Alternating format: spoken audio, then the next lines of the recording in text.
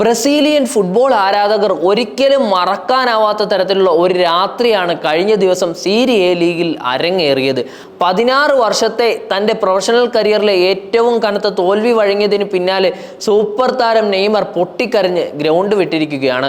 ബ്രസീലിലെ പ്രമുഖ ക്ലബ്ബായ സാന്റോസിന് വേണ്ടി കളിക്കുന്ന നെയ്മറുടെ ടീം ലീഗിൽ നിലനിൽപ്പിനായി പോരാടുന്ന വാസ്കോ ഡ ഗാമയ്ക്കെതിരെ അരങ്ങേറിയ മത്സരത്തിൽ 6 ഗോളുകൾക്ക് എതിരില്ലാതെ തോൽവി വഴങ്ങുകയായിരുന്നു. ആരാധകരുടെ കണ്ണുകൾക്ക് മുൻപിൽ അരങ്ങേറിയ ഈ ദുരന്തകരമായ പ്രകടനം സാന്റോസിന്റെ ഭാവി പോലും സംശയത്തിലാഴ്ത്തിയിരിക്കുകയാണ്. ബ്രസീലിയൻ ഫുട്ബോൾ ചരിത്രത്തിൽ ശക്തമായ ക്ലബ്ബുകളിൽ ഒന്നായ സാന്റോസിന്റെ ഇത്തരമൊരു തോൽവി ലോകമെമ്പാടുമുള്ള ആരാധകരെ ഞെട്ടിച്ചിരിക്കുകയാണ്.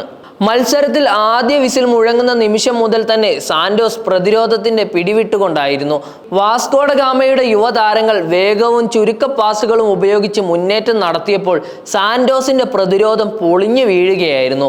ആദ്യ പകുതിയിൽ തന്നെ 3 ഗോളുകൾ വഴങ്ങിയ സാന്റോസ് രണ്ടാം പകുതിയിൽ തിരിച്ചുവരവിനുള്ള സൂചനകൾ ഒന്നും നൽകാനായില്ല. മറിച്ച് വാസ്കോ ഡ ഗാമയുടെ ആക്രമണം കൂടുതൽ തീക്ഷ്ണമായി മാറി.